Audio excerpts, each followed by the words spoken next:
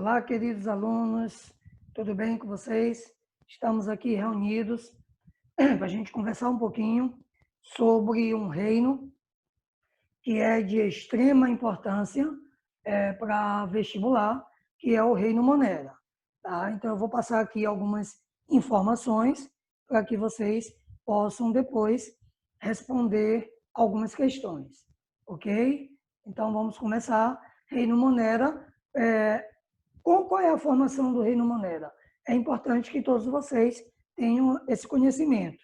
O Reino Monera, ele abrange todos os organismos procarióticos, que são aqueles organismos que não possuem um núcleo bem organizado, ok? As bactérias, as cianobactérias, que são antigas algas azuis, e as arqueobactérias, que são chamadas também de arqueias, né? São procariontes primitivos. Provavelmente, as arqueobactérias foram as primeiras células vivas a habitarem a Terra. Então, essa é a formação do Reino Monera. Turma, o nome Monera, o Reino Monera, ele hoje não é mais tão usado, ele está em desuso. O termo correto seria domínios, né? São sistemas de domínio. Então, hoje em dia, existem 3 domínios que foram criados por um cientista chamado de Carl Rose, em 1977. Quais são esses domínios taxonômicos? O primeiro domínio é o domínio da eubactéria, né? Composto por organismos procariontes, como, por exemplo, as atuais bactérias, bactéria do tétano, bactéria da sífilis, da hanseníase, e as cianobactérias, que são as bactérias azuladas, as antigas algas azuis. A gente não chama mais hoje de algas azuis. Aí o segundo domínio é o domínio arqueio. Esse domínio arqueio é composto pelas arqueobactérias, né, que são procariontes antigos, primitivos, que viveram na Terra há muito tempo atrás. Até hoje existem as arqueobactérias. Né? Magma, como assim? Elas não evoluíram?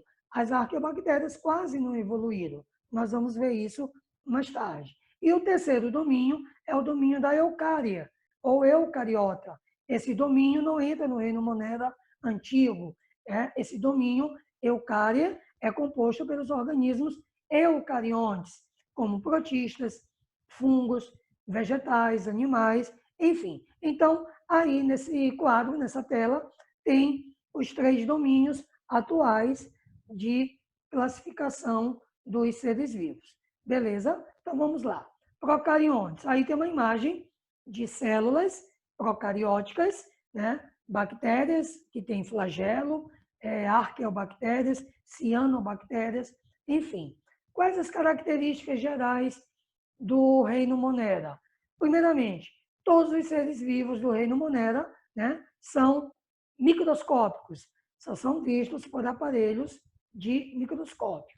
Outra característica importante, todos são unicelulares e não tem carioteca, que é a membrana que envolve o núcleo, né? E não possuem as demais organelas que uma célula comum tem, né? Como, por exemplo, complexo de Golgi, as mitocôndrias, os lisossomos, o retículo endoplasmático. Então, os procarióticos não possuem essas estruturas, somente os eucarióticos. A única estrutura que não é membranosa, que tem tanto nos procarióticos quanto nos eucarióticos, são os ribossomos. Os ribossomos que são responsáveis pela síntese proteica, beleza? Todas as funções de digestão, de síntese proteica, transporte, armazenamento, todas essas funções que os eucarióticos fazem com estruturas específicas, os procarióticos fazem no próprio citosol dele, no próprio citoplasma. Não tem organelas específicas para fazer isso, ok? E não possuem um citoesqueleto. O que é o citoesqueleto? São os fios de tubulina, né, são microtúbulos que vão sustentar a célula. Então, bactéria não tem citoesqueleto, ok? Quais as estruturas de uma bactéria? Então, nessa imagem aí, a gente percebe bem as estruturas que formam as bactérias. De fora para dentro, a cápsula, que é a mais externa, é de polissacarídeo. Abaixo da cápsula tem a parede bacteriana, que é formada não por celulose, porque bactéria não tem celulose, né? A bactéria tem um peptídeo ou glicano, que é uma molécula muito semelhante à celulose. Embaixo da parede bacteriana tem a membrana plasmática, que é também chamada de membrana bacteriana. E lá dentro tem o citoplasma, que toda célula tem, os ribossomos, que são responsáveis pela síntese proteica, material genético circular, que é o DNA, é diferente do nosso, que o nosso é helicoidal, e algumas bactérias possuem flagelo. Esses flagelos dão uma função de movimentação a essas bactérias. E um pouco lá dentro, vocês podem ver os mesossomos. Os mesossomos são invaginações, são bolsas da própria membrana, e é aqui nos mesossomos onde vai acontecer a respiração celular. Então, aqui nós temos algumas funções. A função da cápsula de polissacarídeo, proteção e adesão às superfícies. Às vezes, a bactéria quer se aderir a alguma superfície, então a cápsula vai ajudar ela a se fixar. A parede celular, ela tem uma função de defesa, né, de resistência, ela dá uma resistência grande às bactérias, além do controle osmótico. O que é um controle osmótico? É o controle de líquidos, entrada de líquidos, saída de líquidos, né? E a parede celular, como eu falei antes, bacteriana, ela não é de celulose, ela é de uma molécula peptídeo-glicano, que é um polissacarídeo, uma proteína, que é um pouco parecido com a celulose dos vegetais. E a membrana plasmática? A membrana bacteriana formam os mesossomos, como eu falei, são umas bolsazinhas, e é lá dentro dos mesossomos onde vai ocorrer a respiração celular. Algumas bactérias possuem flagelos, locomoção. Algumas bactérias possuem fímbrias ou fíbrias, que têm a função de aderir as bactérias às superfícies e é um auxílio de movimentação. E tem uma fímbria chamada pile. A pile é um canudo, é um canal, é um pelo sexual por onde passa material genético, DNA, de uma bactéria para outra. Algumas bactérias possuem as três estruturas que estão aí no vídeo. Tem bactéria que não possuem, beleza? Reprodução. Reprodução assexuada e sexuada. A reprodução assexuada não envolve gametas. E o principal tipo é a divisão binária, é a fissão binária ou cisparidade. O que acontece? A divisão binária, uma bactéria se parte em duas. Antes, o DNA dela circular se replica, lógico, material genético tem que se multiplicar antes. Depois, esse material genético replicado vai se ligar, vai se juntar aos mesossomos. Então, ele se junta aos mesossomos, que é para dar continuidade à divisão celular. E aí, depois, uma bactéria vai gerar dois clones, exatamente iguais, idênticas. As bactérias formadas por cisparidade ou divisão binária, elas geralmente formam colônias. O que é uma colônia bacteriana? É um conjunto de bactérias unidas, né? Então, aí tem uma imagem que mostra muito bem a reprodução assexuada das bactérias. Primeiro a célula, aí vem a outra, que já está com material genético replicado, e aí ela começa a se partir em duas, até dar origem a duas células iguais. É importante falar, turma, que a divisão binária de uma bactéria, ela não é considerada mitose.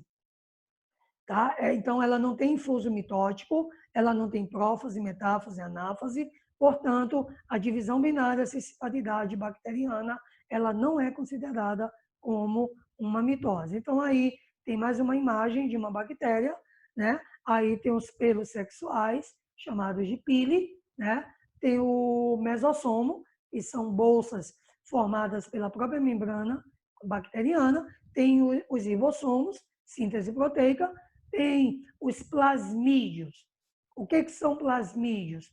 Plasmídios são pedaços de DNA circular, né, dentro da bactéria, e esses plasmídios são muito usados para engenharia genética. Ok, gente? Tem um outro tipo de reprodução que não é bem uma reprodução. Muitos cientistas não consideram a esporulação como reprodução. Mas a esporulação é um tipo de defesa das bactérias. Quando o ambiente está ruim para elas, quando o ambiente está desfavorável para elas, bactérias, elas vão formar endósporos. O que são endósporos? São esporos bacterianos resistentes que vão ficar dormindo em fase de latência, e quando o ambiente ficar bom, ela volta a ficar ativa. Tem uma bactéria que é muito comum formar endósporos, que é a Clostridium tetani, a bactéria que causa o tétano. Um endósporo de bactéria do tétano pode ficar no solo durante anos. Pode pegar sol, pode pegar chuva, ela é muito resistente. Então, a esporulação, o endósporo, a endosporia, ela não é bem considerada uma reprodução, mas a bactéria fica dormindo em latência e bem resistente, ok? E o outro tipo de reprodução é a reprodução sexuada, né? Que aí já vai ter, né, no caso, duas bactérias envolvidas. O primeiro tipo é a transformação. A bactéria absorve pedaços de DNA soltos no ambiente. Esses pedaços de DNA vêm de bactérias mortas, né? E aí as bactérias vivas engolem, absorvem esses pedaços, chamado plasmídio, e ela acaba se transformando geneticamente.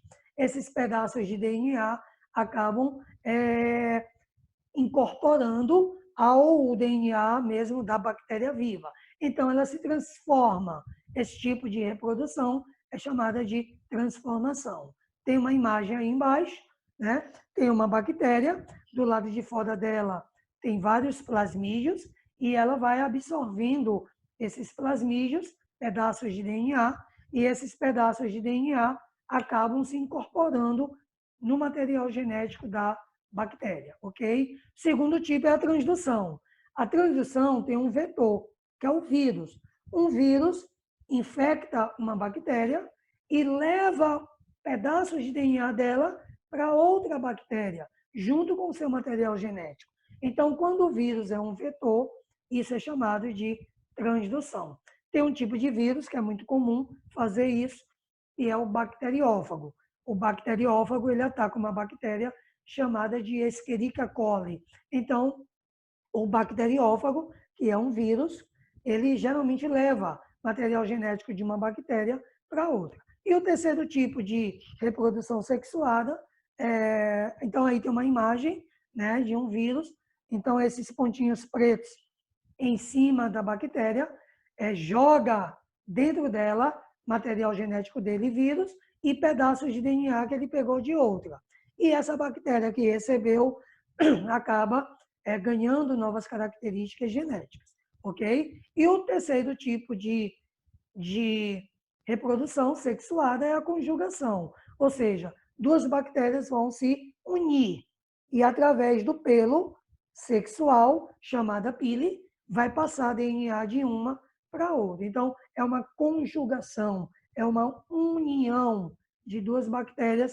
Aí, no caso, seria uma bactéria doadora, que vai doar o material genético, e uma bactéria receptora, que vai receber material genético. Ok? Tem uma imagem aí de conjugação, e aí nós vimos os tipos de reprodução sexuada. Ok, turma? Então, essa aula de hoje foi um bate-papo da parte 1, Reino Monet da parte 1, e nós comentamos algumas coisas sobre bactérias. Na próxima aula, nós vamos falar um pouco de arqueobactérias e a diversidade metabólica das bactérias. Ok, turma? Então, tchau, um abraço, até a próxima.